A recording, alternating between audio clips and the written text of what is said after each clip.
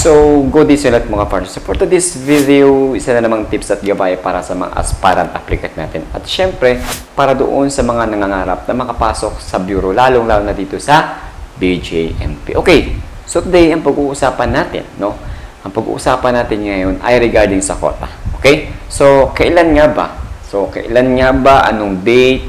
Okay, anong month naglalabas, okay, ng quota dito sa BJMP. Yan yung pag-uusapan natin. Okay, para rin doon sa mga aspirant natin na mga newly, sa mga baguhan natin na mga aplikante ay makapag-prepare at syempre ma-aware sila kung kailan sila makapag-prepare, makapag-ready, okay, at syempre makapag-consolidate ng mga common requirements na kailangan ipasa dito sa BJMP. Okay, so bago lahat at syempre bago mapasap yung kwentuhan natin ay ipapasok muna natin yung intro. Let's go!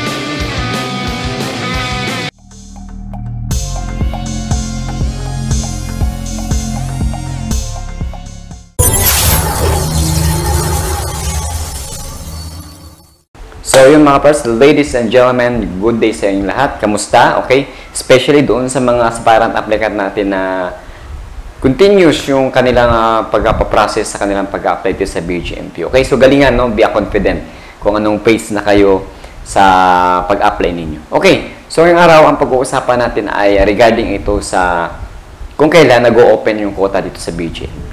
Okay? So, disclaimer, okay? Ang mga sasabihin ko nito ay based lamang sa naging experience ko.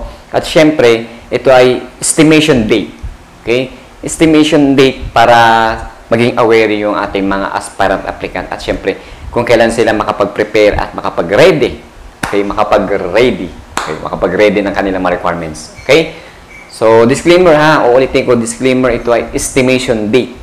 Kung kailan nag-o-open yung quota dito sa BJMP. Okay, simulan na natin. Okay, so based sa aking experience noong 2019, okay mga partners, estimation date, no? Nag-open yung quota ng NCR, okay, is papasok ang December. So, third week ng November ay nag-open na ang quota for 2019, no? Okay, for 2019 quota. So, may mga nagpasa na ng November, okay, papasok ang December. Nagpapasa na sila ng mga folders. So, noong 2019 is hindi pa online, no? Lately lang naging online yung ating recruitment, no? So, dito, okay, para sa mga baguhan nating mga aspirant applicant na nag-aantay kung kailan nga ba nag-open yung quota ng BJMP. Actually, is wala siyang specific date o fixed date na talagang nag-o-open na yung quota ng BJMP. Okay? So, this time, no, para makasigurado tayo is December. Okay? December, papasok ang taon ng 2025. Mag-ready na kayo ng mga common requirements. Okay? So, kalagitnaan or first week ng December, no, kadalasan nag-o-open na ang quota ng NCR. So, in the other region, okay, nag-o-open sila ng quota is sa first week of the January of the year, no? Yun po ang kanilang pag-o-open ng quota. Okay? So, linawin ko lang, hindi po pare-parehas. Okay? Hindi porket nag-open dito sa BJMP is open na nationwide. So, yung ibang region, no, nadi-delay. Okay? Delay po ang kanilang pag-a-announce ng kanilang quota kung ilan yung kailangan sa mga region. Okay? But, no, ina-assure ko sa inyo na December, okay, for example, this coming 2025 quota, okay, December pala mag-prepare na kayo, okay, mag-prepare na kayo ng mga common basic requirements. So, ano yung mga common basic requirements na yun? Okay, so unang-una, syempre, yung ating college diploma, okay, sa college diploma, dapat meron po kayong Xerox copy o photocopy with authenticated na po siya. So, kung ilan ang copy ang kailangan ninyo is mas better, mas marami. 5 or 10 copies. Okay? So, isa-isa natin, college diploma, TOR, okay, eligibility certificate, okay, with authenticated. Okay? ID ng inyong eligibility, okay, photocopy with authenticated. Ayan. And then, board rating. Okay, board rating is authenticated din dapat. Okay. O, Xerox or Xerox or photocopy authenticated. Okay. And then, yung Lupon certificate ng PRC dapat meron kayo niyan. Okay. So, ano po ba ang mga basic requirements, no? So, yun lang po muna ang inyong i-prepare. Dapat marami tayong kopya niyan. Okay. At syempre, hindi na mawala yung what they call this, ang inyong birth certificate. Ayan, birth certificate. Dapat, hindi rin nawawala. At syempre, dapat authenticated din yan, no? Photocopy with authenticated. Minsan kasi original yung kinukuha. So, dapat damihan na ninyo pag kumuha kayo sa PSA, dapat dami-damihan din ninyo mga 5 copies. Pwede na yan. Okay? So, back to topic tayo. Okay. So, bakit ko nabanggit na hindi fix, no? Hindi fix yung date ng paglalabas ng quota o pag-open ng quota dito sa BGMP. So, minsan nauurong yan, nauurong yung pag-open ng quota kasi for example, ang quota nationwide is 2,000 quota. Okay, so hahati-hatiin yan.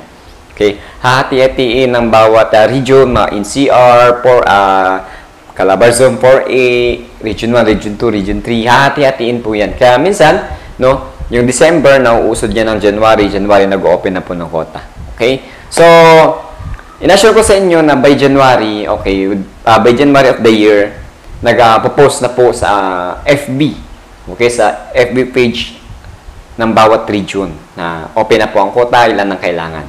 Okay? So, dito sa NCR, ang Facebook page, i-search nyo lang is BGMP NCR.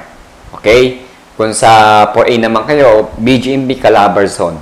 Yan yung mga search ninyo. So, sa ibang region, so BGMP Region 1, yan, nakalagay naman yan. BGMP Region 2, 3, 4, 5, may mga Facebook page na po yan. Okay? Huwag kayong mag-alala. So, by December, this coming December ay i-monitor na ninyo kung saang region kayo mag-a-apply.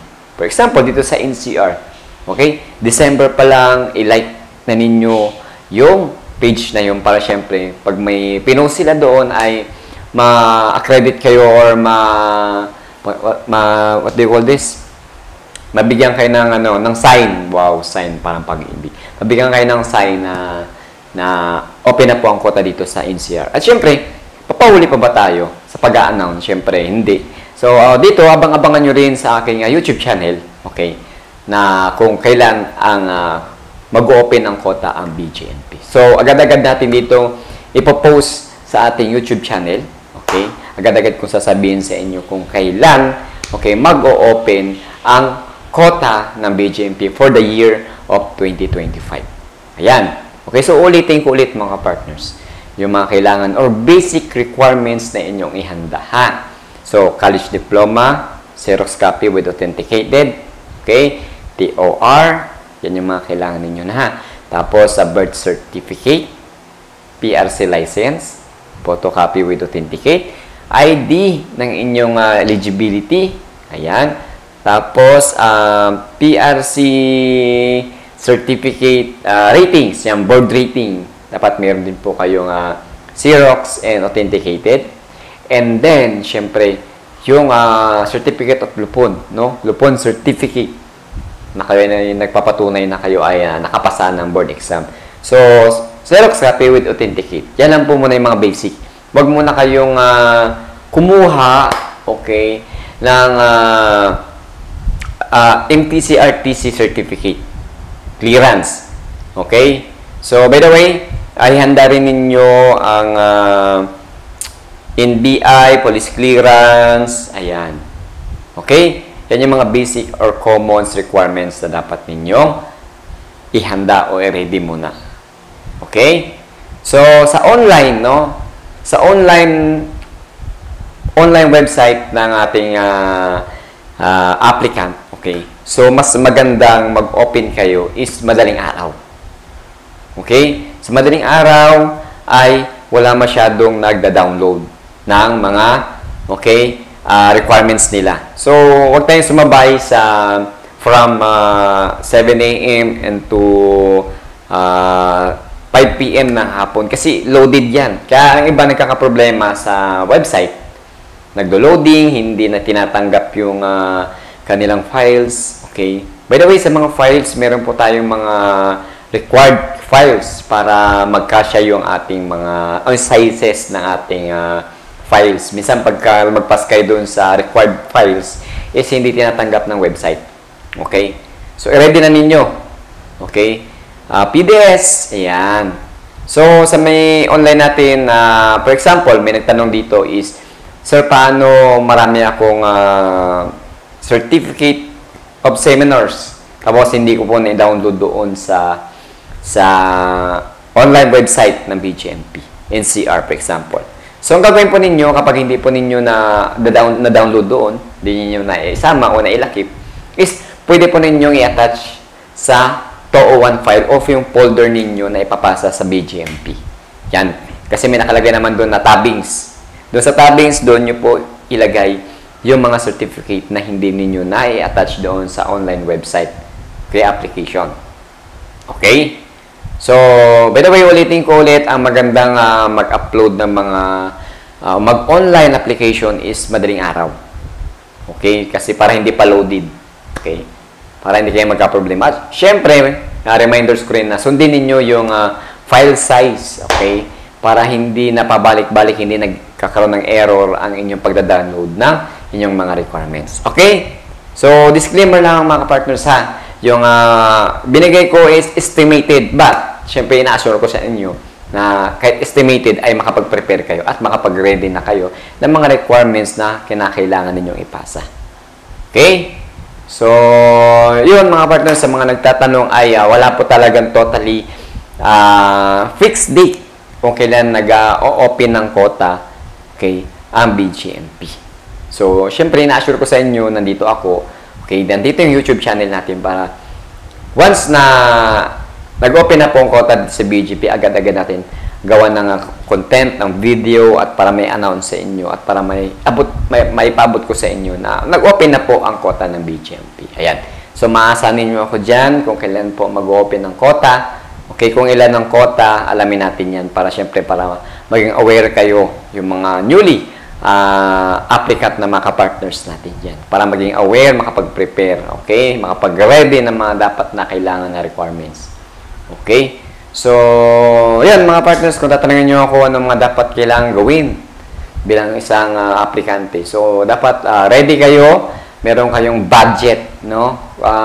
Kung wala man kayong trabaho, sa ngayon, is dapat meron kayong financier, no? Na if in case man na kailan nyo pamasahe, kailan nyo pangkain, meron nagpo-provide sa inyo.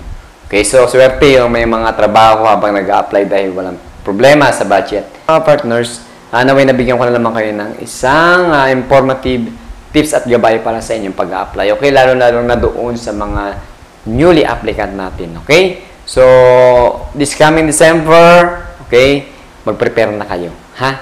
Dahil wala talagang specific date. Okay, fixed date kung kaya nag-open ang BGMP quota. Okay? So, prepare lang kayo. Okay, mag-pray. Okay, maging handa para kapag nag-open na po ang quota, sa mga hindi umabot ngayong taon na ito, ay naway abangan nyo, okay, mag-prepare na kayo this coming 2025, baka kayo na ang susunod na maging future BGMP personnel. Ayan. So, maraming salamat sa mga solid ka-partners natin dyan. At syempre, doon sa mga solid subscriber natin na patuloy na nanonood ng ating video at naniniwala sa ating mga video yung ginagawa at naka-appreciate. Maraming salamat po. At syempre, lagi kong sinasabi, mag-ingat kayo always kung saan man kayo, kung ano man yung ginagawa, always mag-ingat. Para doon naman sa ating mga aspirant applicant, okay? magtiwala sa itaas, tiwala sa sarili, be confident bilang isang aplikante. Pakita ninyo kung sino kayo at syempre pakita nyo sa mga panelists, okay, ang inyong intensyon, ang inyong magandang intensyon sa bureau. Okay, para syempre pasok sa banga ang inyong pag-apply. Okay? So, hanggang dito na lang muna mga kapartners. Maraming salamat at syempre lagi ko sinasabi. Saludo.